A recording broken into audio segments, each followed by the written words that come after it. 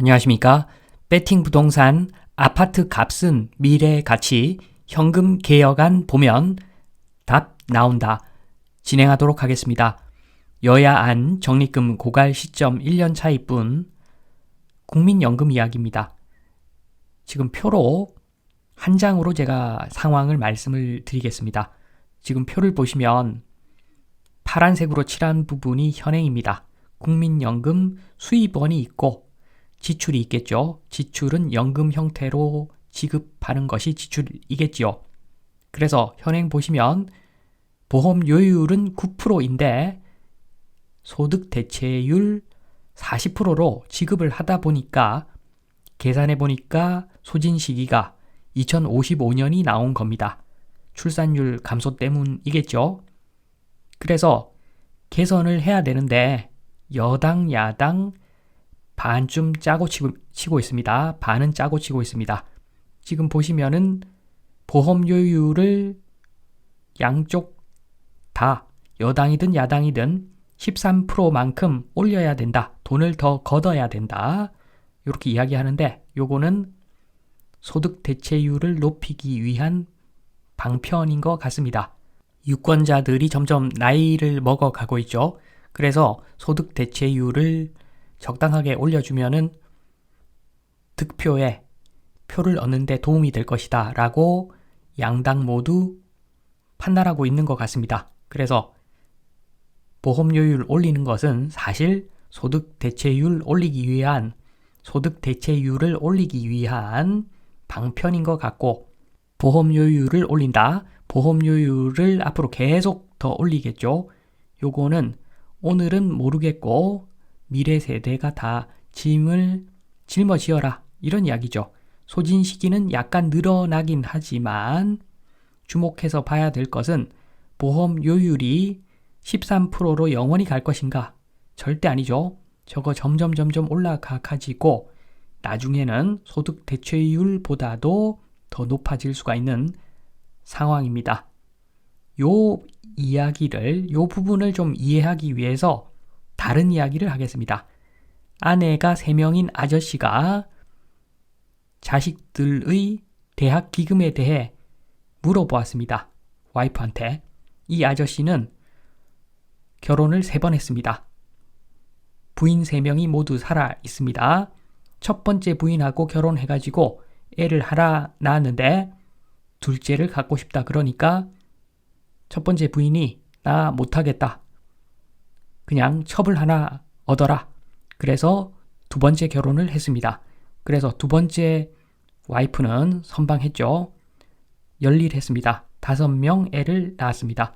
그러고 나서 하나 더 넣자. 그러니까 나도 못하겠다.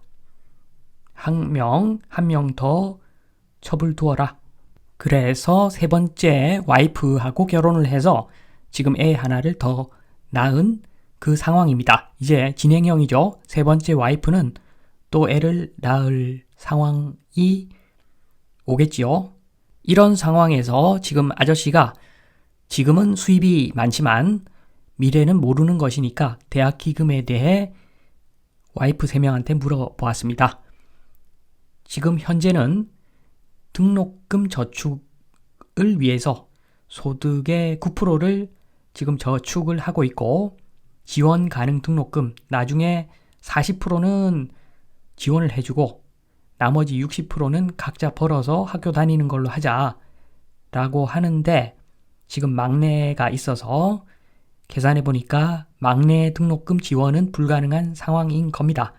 이 상황에서 물어보니까 첫 번째 부인은 첫째의 친엄마죠. 제일 먼저 대학에 들어가는 첫 아이의 친엄마. 요 아이 달랑 하나 있습니다. 요렇게 이야기를 합니다. 등록금 저축은 5%만 하자. 그러면서 노래를 부릅니다. 노세 젊어서 노세. 돈 있을 때 쓰자. 늙으면 쓸 수 없으니까 돈 있을 때 펑펑 쓰고 지원 가능 등록금도 100% 그냥 다 해주자. 나중은 모르겠고 일단 100% 등록금 지원 다 해주자. 화끈하게. 이러면은 첫째는 혜택을 볼 수가 있는데 막내 등록금 지원은 완전히 물 건너가는 거죠. 그러니까 셋째 와이프는 전혀 다른 이야기를 합니다. 등록금 저축 최소한 20%는 하자. 그리고 지원 가능 등록금은 30%로 줄이자. 이렇게 하면은 막내 등록금 지원 가능하고 또 애가 더 나올 수 있으니까 걔들도 가능하다. 나중에 돈 남으면 막내한테 몰아주자.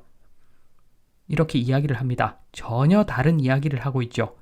지금 우리나라 유권자들 중에는 1번이 제일 많아지고 있습니다. 1번 와이프 같은 사람이 유권자에서 차지하는 비중이 점점 높아져 가고 있습니다.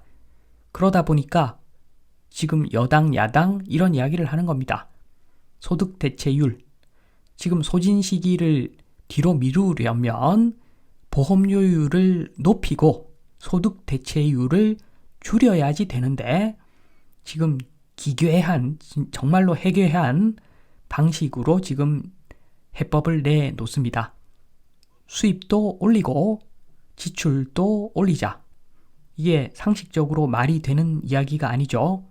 그럼에도 불구하고 1번 와이프 같은, 첫 번째 와이프 같은 노인들이 점점 늘어나니까 이러한 의견을 내놓는 것 같습니다. 다시 돌아와서 아내가 3명인 아저씨의 막내 아들은 이렇게 이야기합니다.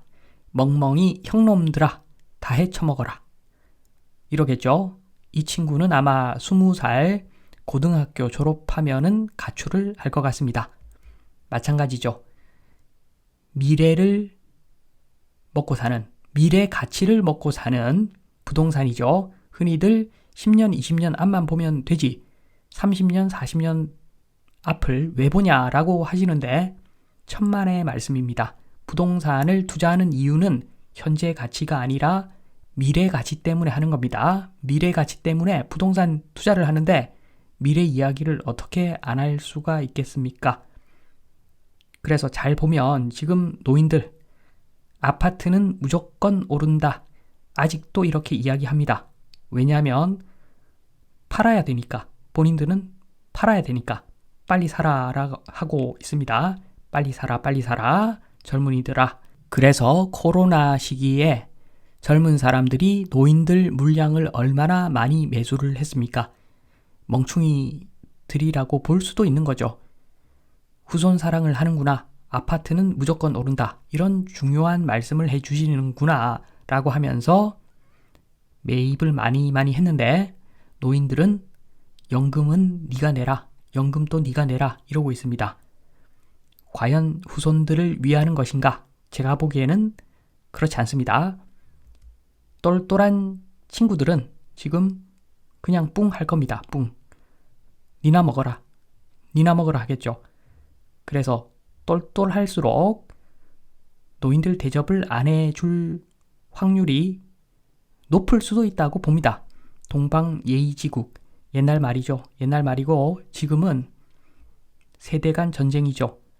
나이 든 사람들의 물량을 지금 젊은 사람들이 받아줘야지 부동산이 유지가 될 수 있는 상황이기 때문에 세대 간 전쟁을 하고 있습니다. 그리고 국민연금 하나만 보면은 지금 노인들의 태도를 알 수가 있죠. 그래서 나중에 이 똘똘한 사람은 나중을 생각하겠죠. 나중에 내가 부양할 사람이 8명이겠구나. 나 혼자서 8명을 부양해야 되는구나. 나는 미국 갈란다. 쥐뿔도 물려받은 것이 없죠. 그래서 추진력은 방구입니다. 방구. 그냥 뿡뿡거리면서 있는 힘을 다해서 뿡뿡거리면서 조금씩 미국으로 진출할 방안을 혼자 모색하는 똘똘한 젊은이들.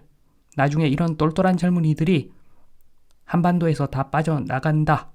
다는 아니더라도 상당수가 빠져나간다. 그러면 실질적으로 일하는 사람이 얼마나 줄어들겠습니까?